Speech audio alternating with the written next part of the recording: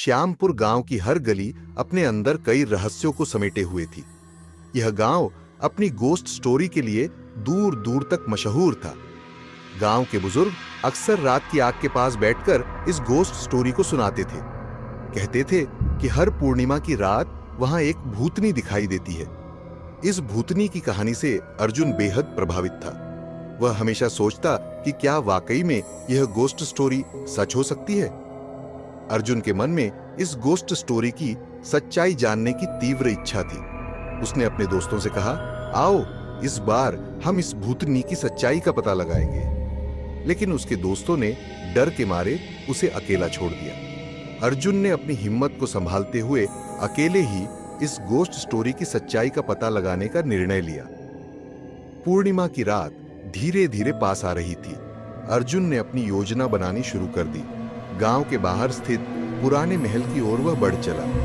यह वही महल था जो हर गोस्ट स्टोरी का केंद्र था। रात का अंधेरा गहराते ही चांदनी अपनी पूरी चमक के साथ आकाश में फैल गई थी।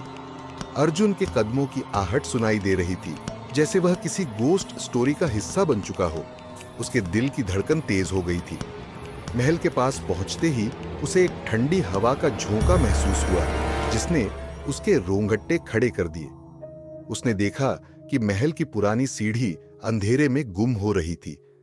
अर्जुन ने हिम्मत जुटाकर सीढ़ियां चढ़नी शुरू की। इस गोस्ट स्टोरी की यादें उसके मन में घूम रही थीं। अचानक उसे किसी के रोने की आवाज सुनाई दी। वह आवाज इतनी दर्द भरी थी कि अर्जुन का कलेजा कांप उठा। उसने आवाज की दिशा में बढ़ना शुरू किया।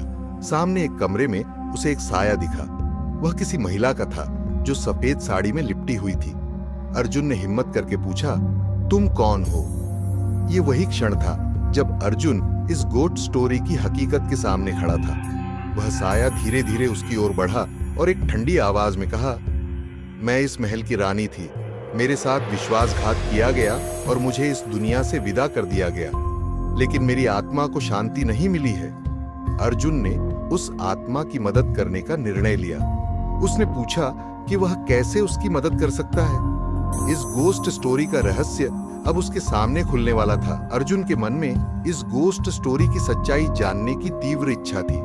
उसने अपने दोस्तों से कहा, आओ इस बार हम इस भूतनी की सच्चाई का पता लगाएंगे। लेकिन उसके दोस्तों ने डर के मारे उसे अकेला छोड़ दिया। अर्जुन ने अपनी हिम्मत को संभालते हुए अकेले ही इस गोस्ट स्टोरी की सच्चाई का पता लगाने का निर्णय लिया। पूर्णिमा की रात धीरे धीरे पास आ रही थी। अर्जुन ने अपनी योजना बनानी शुरू कर दी। गांव के बाहर स्थित पुराने महल की ओर वह बढ़ चला। यह वही महल था जो हर गोस्ट स्टोरी का केंद्र था। रात का अंधेरा गहराते ही चांदनी अपनी पूरी चमक के साथ आकाश में फैल गई थी। अर्जुन के कदमों की आहट सुनाई दे रही थी, जैसे वह किसी गोस्ट स्टोरी का हिस्सा बन चुका हो। उसके दिल की धड़कन तेज हो गई थी। महल के पास पहुंचते ही उसे एक ठंडी हवा का झोंका महसूस हुआ, जिसने उसके रोंगटे खड़े कर दिए।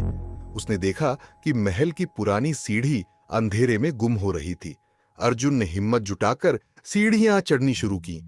इस गोस्ट स्टोरी की यादें उसके मन में घूम रही थीं। अचानक उसे किसी के रोने की आवाज सुनाई दी। वह आवाज इतनी दर्द भरी थी कि अर्जुन का कलेजा कांप उठा। उसने आवाज की दिशा में बढ़ना शुरू किया।